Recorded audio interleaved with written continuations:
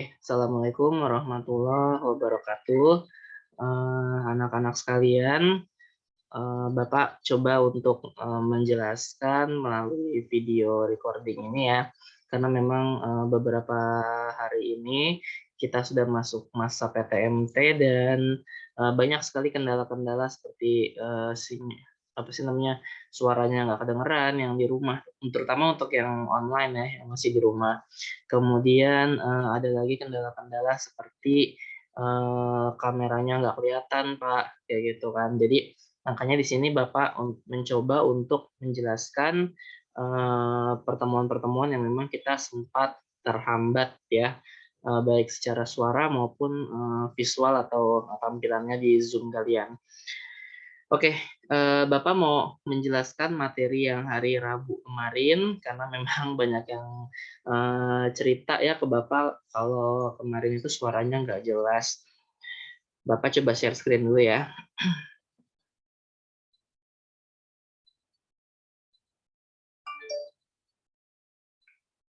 Oke, semoga, dengan adanya penjelasan ini, kamu bisa mengerti ya materi yang kemarin memang, teman-teman kamu presentasikan.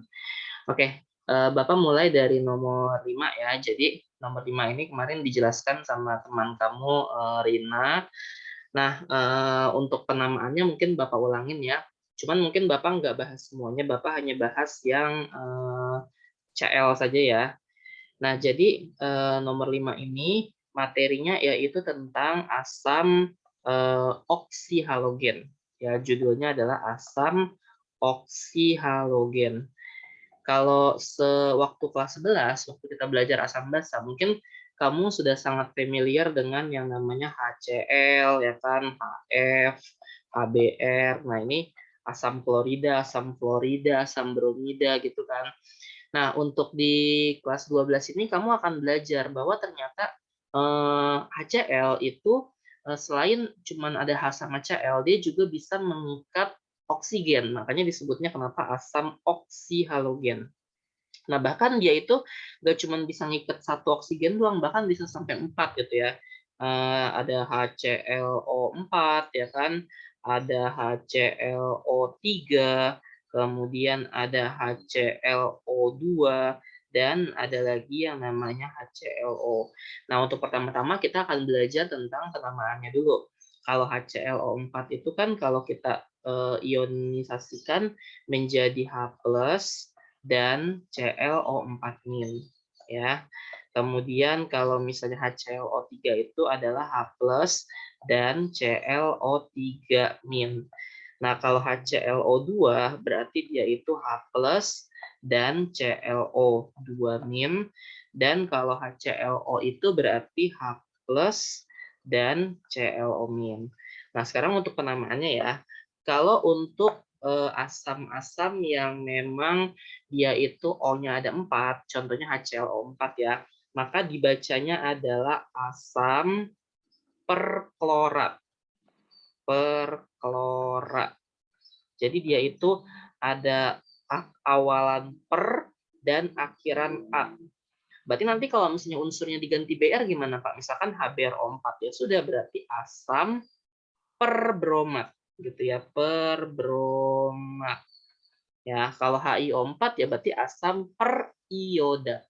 Jadi berawalan per, berakhiran A. Kayak gitu ya. Nah, kalau misalkan HClO3 saja atau yang oksigennya cuma 3 saja, maka disebutnya adalah asam klorat saja. Jadi dia itu cuman kita kasih akhiran at saja, tapi nggak dikasih awalan per. Ya berarti kalau HBrO3 ya asam bromat kayak gitu, ya. Nah, lalu kalau misalkan apa namanya, HiO3 berarti asam iodat. Paham ya? Seperti itu untuk penamaan asamnya. Sebentar ya.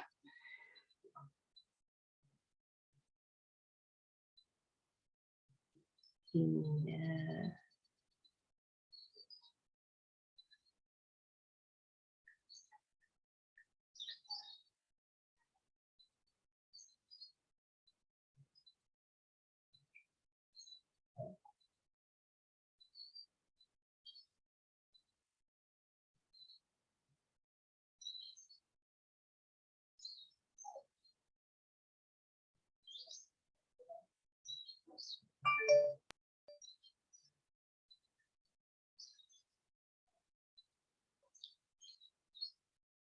Oke, lanjut ya. Kalau misalnya HClO2 bagaimana Pak? Berarti kalau HClO2 itu dibacanya adalah asam klorid.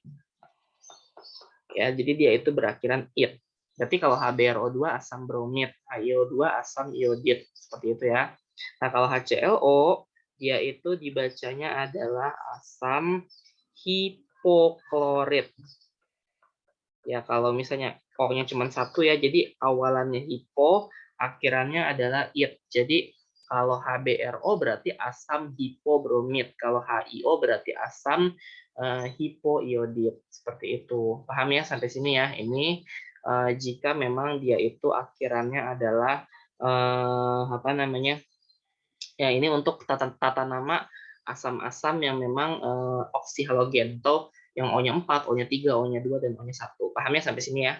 Nah, sekarang pertanyaannya adalah selain penamaan, yang A, kita urutkan kekuatan asamnya dari HClO3, HClO, HClO4, dan HClO2.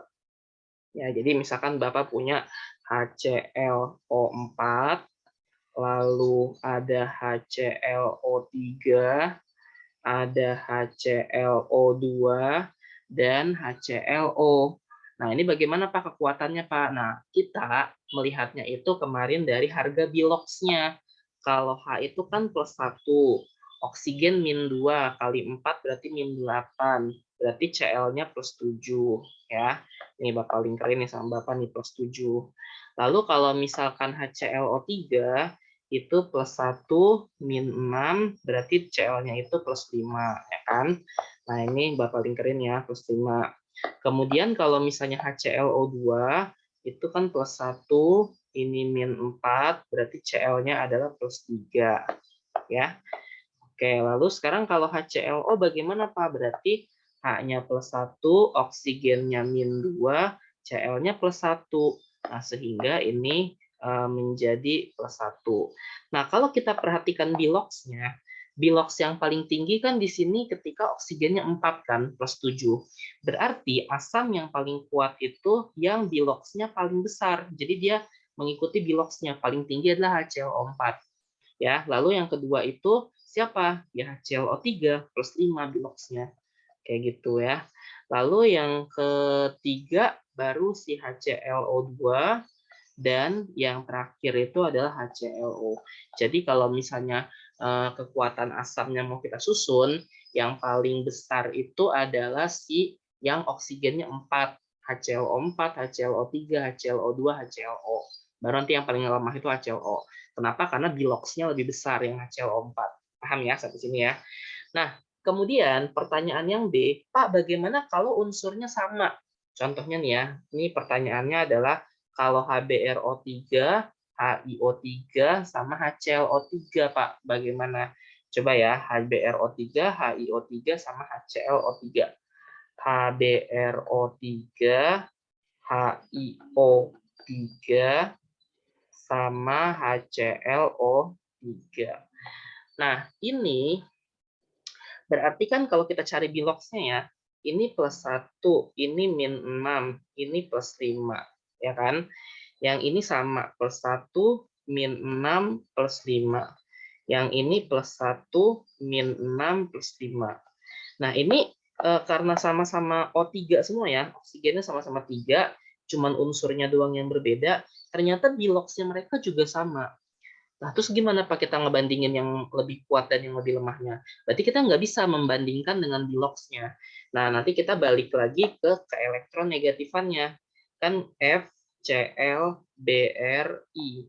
Nah, semakin ke bawah, keelektronegatifannya itu akan semakin lemah atau semakin kecil.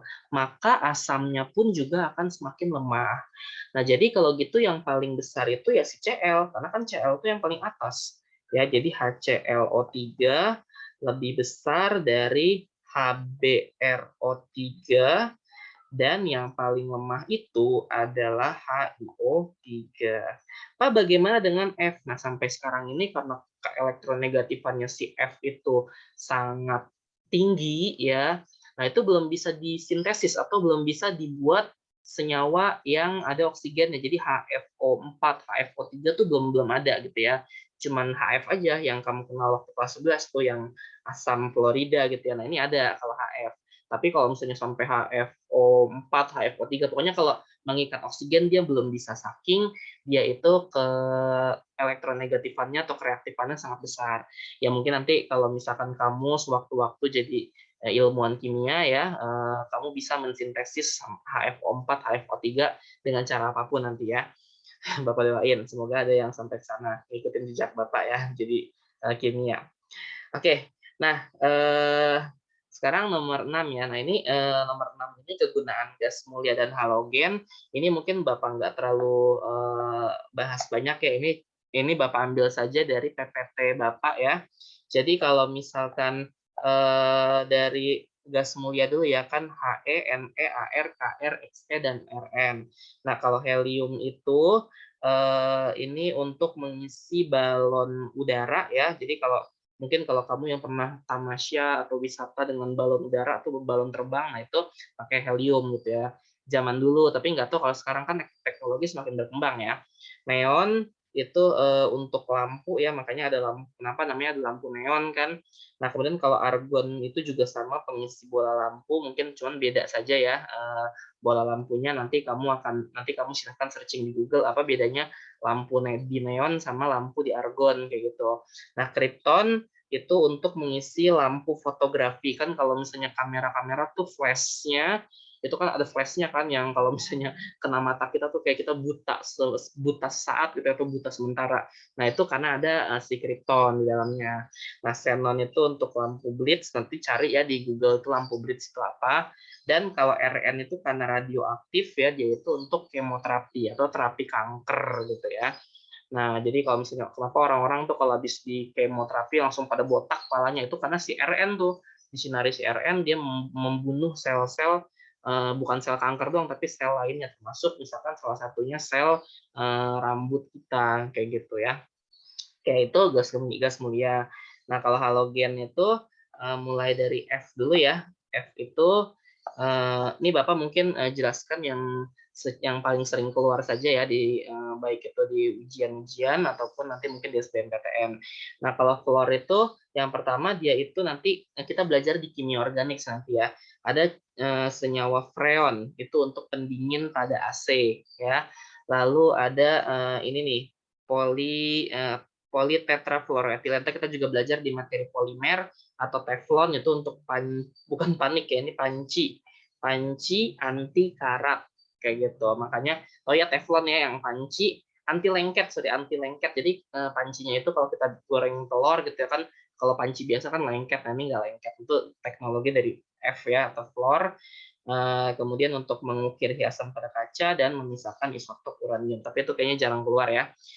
Paling nomor 1 sama nomor 2 doang. Kemudian kalau klorin, nah ini untuk pertama itu sebagai bahan kimia pemutih karet sintesis ya, hipoklorit, klorat, dan perklorat. Nah, Bapak ingat banget nih, ini di OSA tahun lalu ya, mungkin Arif apa namanya ketemu soal seperti ini. Jadi salah satu fungsi klorin itu untuk pemutih karena dia nanti ada yang ClO-min, hipoklorit ya. Hipoklorit yang tadi tuh yang asam yang HClO ya, itu hipoklorit itu sebenarnya fungsinya untuk pemutih pakaian yang ada pada yaitu deterjen-deterjen yang pemutih yaitu mengandung OCl-min atau ClO-min ya. Oke. Kemudian nah ini kegunaan dan pembuatan bromin ini salah satunya adalah untuk plat fotografi dan film. Mungkin kalau zaman sekarang kamu kalau foto jarang dicetak ya, lebih disimpan ya mungkin semenjak dulu ada teknologi namanya Facebook gitu, kamu udah jarang banget nyetak foto kan, lebih sering nyimpen kalau nggak di HP, di sosmed gitu kan. Nah kalau dulu orang-orang itu kan nggak punya sosmed, jadi harus dicetak ya. Mungkin kalau kamu tanya ibu kamu atau ayah kamu gitu ya, nggak tahu kamu mengalami apa enggak. Dulu tuh orang itu kalau misalnya apa ya mau nyetak film itu ada tuh apa sih namanya filmnya yang masih belum jadi foto, ada namanya tuh. Nanti coba deh kamu tanya ibu sama bapak kamu ya. Nah, itu pakai Br dulu ya, kalau zaman dulu pakai bromin kayak gitu, AgBr ya. Kemudian apalagi tuh? Iodin. Nah, iodin itu yaitu yang kamu temukan pada betadin. Waktu itu kan kita juga pernah praktikum elektrolisis ya. Ketika di sebelah kanannya itu ada warna coklat kayak betadin. Nah, itu sebenarnya betadin itu sendiri adalah I2 atau iodin kayak gitu. Dan ini nih, apa sih iodin itu atau iodium itu terkandung dalam garam di mana ada penyakit ya namanya gondokan. Ini apa sih, lehernya tuh pada bengkak. Nah, itu karena dia kelenjar apa namanya nih, kelenjar apa di biologi lupa namanya tuh ya. Itu kalau kekurangan garam itu bisa membengkak gitu ya si kelenjarnya itu. Oke, ini hanya penggunaan dalam kehidupan sehari-hari saja ya. Oke, sekarang nomor 7. Nah, ini yang dijelaskan oleh si Rara ya kemarin ya. Rara. Nah, apa sifat-sifat? Nah, nomor 7 ini kita sudah masuk ke unsur golongan 1A atau logam alkali. Kan halogen sudah, gas mulia sudah, sekarang kita ke alkali ya. Nah, apa sifat-sifat logam alkali? Alkali itu kan golongan 1A. Berarti dia itu memiliki elektron valensi sebesar 1. Sehingga kalau misalkan dia melepas, sehingga kan kalau elektron valensinya 1, dia cenderung untuk melepaskan elektron kan, bukan menerima. Ya enggak, kalau EV-nya 1 akan melepas 1, bukan menerima 1 ya. Nah, dia akan bermuatan ke 1 gitu ya. Lalu dia hanya dapat membentuk ikatan ion saja. Kalau kovalen kan kemarin kan bisa membentuk 2 ikatan tuh, bisa membentuk ikatan ion, bisa membentuk ikatan kovalen. Itu yang dipresentasikan sama Asa ya, sama si Asa kemarin tuh. Ternyata Cl- itu kalau ketemu sama Mg jadi MgCl2 yang enggak ion. Tapi kalau ketemu sama oksigen jadi Cl2O berikatan kovalen. Tapi beda sama logam alkali. Kalau logam alkali itu cuma bisa berikatan ion gitu. Jadi nanti kalau misalnya Na+ misalkan ya, dia nungguin ada yang bermuatan negatif Cl-, baru dia menjadi NaCl. Tapi kalau misalkan positif ke positif, misalkan Na+ sama Mg2+ Pak ketemu, bisa nggak dia berikatan? Dia nggak bakal mau berikatan gitu. Makanya tidak ada ikatan yang positif sama positif gitu ya. Mereka lebih baik ya udah gue nggak usah berikatan, mendingan jadi Na ya jadi Na saja, jadi logam Na gitu ya. Mg jadi Mg saja, makanya dia lebih cenderung kalau nggak ikatan ion ya dia jadi logam kayak gitu. Paham ya di sini ya. Kemudian yang kedua, wujudnya lunak. Nah, kan kalau kita tahu ya logam itu kayak misalkan besi. Besi itu kan keras kan. Mungkin kalau yang punya kemampuan debus gitu ya, atau yang punya kemampuan karate, karate juga batu bata kayaknya yang dipecahin ya. Kayaknya belum ada yang bisa, oh limbat mungkin yang bisa ngebengkokin besi gitu ya. Seolah-olah besi itu lembut gitu ya. Nah, tapi kalau misalnya logam alkali kayak natrium, nah, apa sih namanya, litium ya, LiNaK ya, kalium, itu nggak perlu apa namanya, nggak perlu debus atau nggak perlu limbat untuk bisa ngebengkokin dia gitu ya, karena lunak gitu, lembek, bahkan kita bisa nyobek dia kayak kertas seperti itu. Paham ya sampai sini ya? Azan nih kebetulan nih. Oke, bapak lanjutin bentar ya. Nah, jadi semakin ke bawah ya, Li, Na, K itu semakin lembek gitu, semakin lunak ya. Oke, kemudian yang ketiga, keelektronegatifan itu sangat rendah.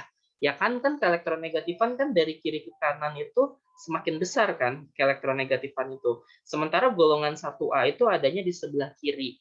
Makanya dia keelektronegatifannya sangat rendah atau sangat positif disebutnya ya. Dan dia sangat reaktif terhadap air. Jadi kalau misalnya nanti akan kita lakukan percobaan ya. Kemarin kayaknya udah beberapa melakukan percobaan deh. Dia itu sangat rendah ya keelektronegatifannya dan sangat reaktif. Jadi kalau kena air sedikit saja dia nanti bisa menghasilkan api, bahkan bisa meledak gitu ya. Dan yang keempat, dapat membentuk reaksi nyala pada api jika dibakar. Tapi ini nanti akan dijelaskan sama teman kamu ya yang kebagian menjelaskan nomor ini. Oke, sekarang Bapak lanjutkan nomor 8. Bagaimanakah kereaktifan logam alkali di dalam air dari atas ke bawah? Tuliskan reaksi yang terjadi apabila kamu mereaksikan logam K ke dalam air. Nah, jadi kan tadi kan kita punya sifat bahwa logam alkali itu sangat reaktif ya terhadap air. Nah, dan semakin ke bawah semakin reaktif. reaksi seperti ini. Nah, ini Bapak punya sebuah praktikum ya. Coba kita saksikan sama-sama ya, bagaimana kita akan melihat kereaktifan si logam alkali itu ketika kita masukkan dia ke dalam air ya. Bentar ya, Bapak share screen dari sini dulu.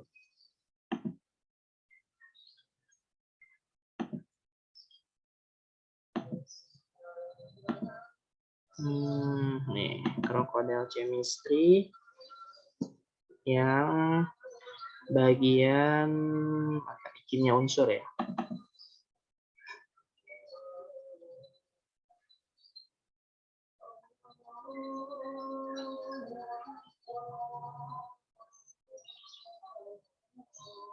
Ini ya.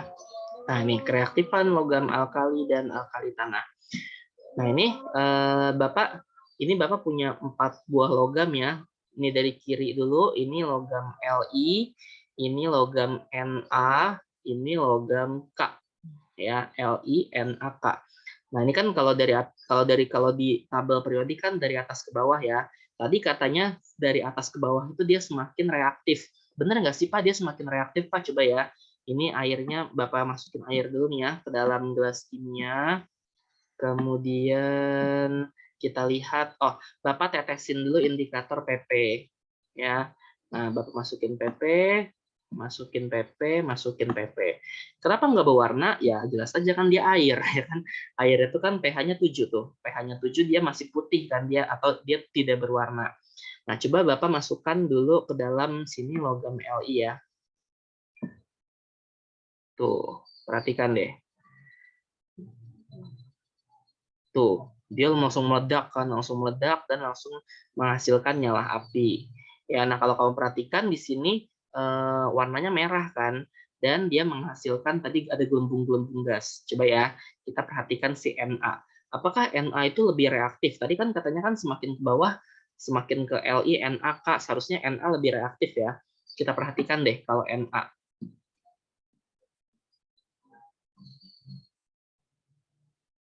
Tuh, dia lebih lama ya, lebih lama nyala apinya, kemudian dia juga lebih reaktif ya ketimbang si apa namanya si Li tadi.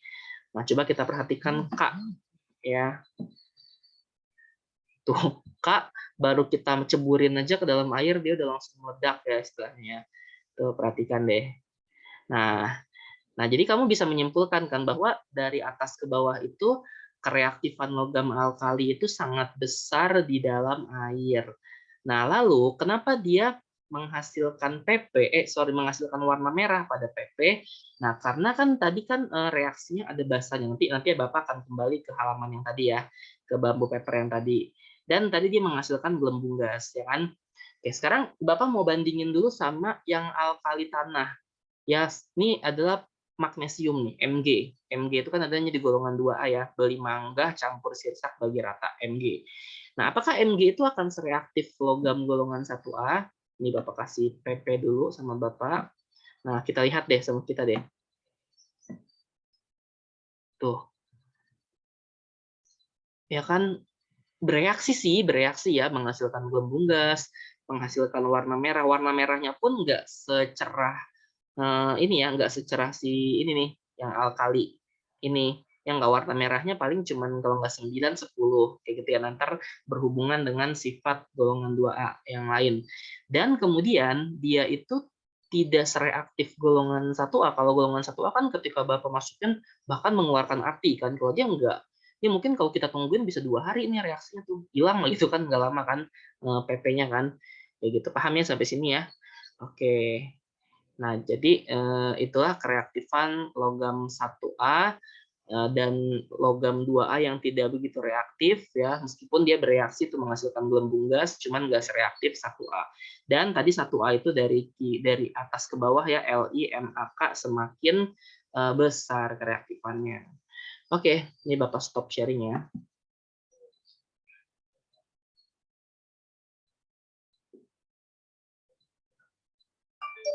Nah ya, jadi tadi nah, kalau kita perhatikan reaksinya, misalkan ketika kalium ya, kalium Bapak masukkan ke air, dia menghasilkan KOH kan, atau basa.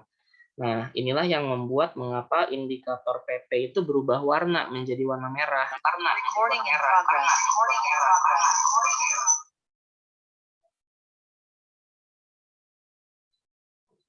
Sorry ya, audio Bapak kok sendiri. Nah, kemudian kalau gas hidrogen, tadi kan kamu perhatikan tuh, ketika dicelupin ke dalam, apa namanya, ke dalam CLI atau CNA atau sikat dicelupin, ada gelembung-gelembung gasnya kan. Nah, itu karena dia menghasilkan gas hidrogen ya. Paham ya sampai sini ya. Itu nomor 8. Dan yang terakhir nomor 9, nah ini ada beberapa sifat umum logam alkali tanah. Yang pertama katanya, ini dari Clara ya kemarin ya. Pertama, dia keras dan memiliki titik leleh yang lebih tinggi dibandingkan logam alkali. Jadi kalau tadi kan Bapak jelasin katanya logam alkali itu sangat lembek ya, sangat lunak ya. Dia lebih keras. Ya emang nggak sekeras besi sih ya. Kalau logam-logam yang golongan B tuh kayak besi, tembaga, perak, gitu ya, emas, dan itu kan lebih keras kan. Dia nggak sekeras itu, tapi lebih keras daripada golongan 1A. Ya lebih keras ya. Nah kemudian dia kurang reaktif. Ya dia kurang reaktif sehingga kalau kamu perhatikan ya, tadi kan dia kan apa ya namanya ya, dia bereaksi, cuman lama banget kan reaksinya kan. Mungkin kalau kita tungguin itu bisa 2 hari kali itu reaksinya baru bisa terjadi gitu ya.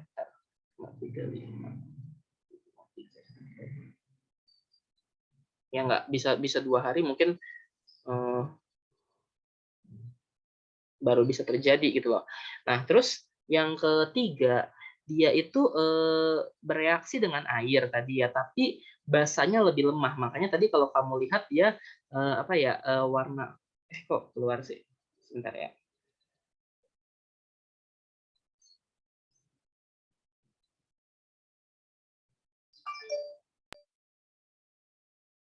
Sorry ya, ini Bapak pakai tethering di rumah jadi agak jelek juga sinyalnya.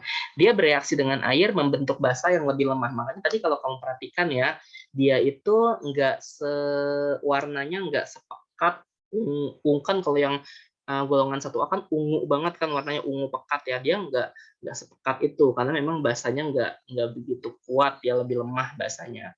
Kemudian yang keempat, banyak ditemukan di tanah dalam bentuk senyawa yang sukar larut. Atau mungkin waktu kalau kelas 11 itu kita belajar KSP-nya itu lebih kecil dibandingkan senyawa-senyawa lain.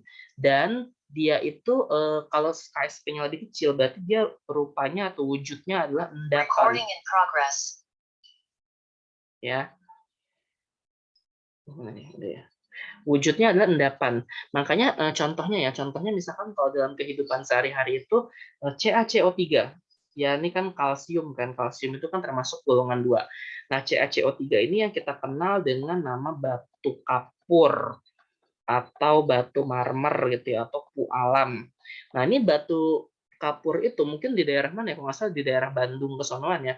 Itu sampai ada gunung kapur kan, ya nggak? Gunung kapur yang mengendap gitu. Itu kan sebenarnya endapan dari batu kapur. Jadi dia itu di alam itu memang ditemukannya di tanah gitu, di tanah dalam bentuk batuan gitu kan. Kemudian bentuknya padat gitu, endapan. Beda sama golongan 1A. Kalau golongan 1A kan NaCl, garam dapur. Garam itu kan hasilnya dari mana sih dia? Dari air laut kan ya nggak, dia tidak selalu ditemukan di tanah gitu atau di permukaan tanah di muka bumi ini. Makanya kenapa disebutnya alkali tanah, karena alkali itu kan artinya basah. Makanya 1A sama 2A tadi sifatnya basah kan, kita celupin ke indikator PP warnanya merah kan ya nggak. Nah, dan dia itu tanah. Kenapa? Karena rata-rata alkali tanah itu ditemukannya itu kebanyakan di permukaan bumi atau di tanah, wujudnya sebagai endapan atau sebagai batuan. Paham ya sampai sini ya? Oke, jadi mungkin sekian dulu penjelasan dari Bapak ya. Eh, Semoga bisa membantu ya. Semoga bisa membantu untuk yang kemarin nggak terlalu kedengeran suaranya. Hari ini kita bisa hari ini Bapak jelasin supaya lebih paham dan tidak ketinggalan materi dibandingkan teman-temannya yang lagi offline. Mungkin nanti karena jam Bapak terbatas ya di sekolah, jadi mungkin kalau misalkan nanti, "Pak, tadi suaranya nggak begitu kedengeran," atau tulisannya nggak begitu kedengeran, Bapak kan juga kalau ngurusin teknis-teknis gitu bukan yang ngajar, malah jadi teknisi nanti Bapak ya. Jadi Bapak, lanjut ngajar dulu saja, kalau misalkan memang nanti ada yang nggak kedengeran atau ada yang nggak jelas, nanti mungkin ke depannya akan Bapak buatkan video seperti ini saja ya, supaya kamu ngerti. Oke, mungkin itu saja yang bisa Bapak sampaikan, semoga bermanfaat dan selamat belajar. Wabillahi taufiq wal hidayah. Assalamualaikum warahmatullahi wabarakatuh.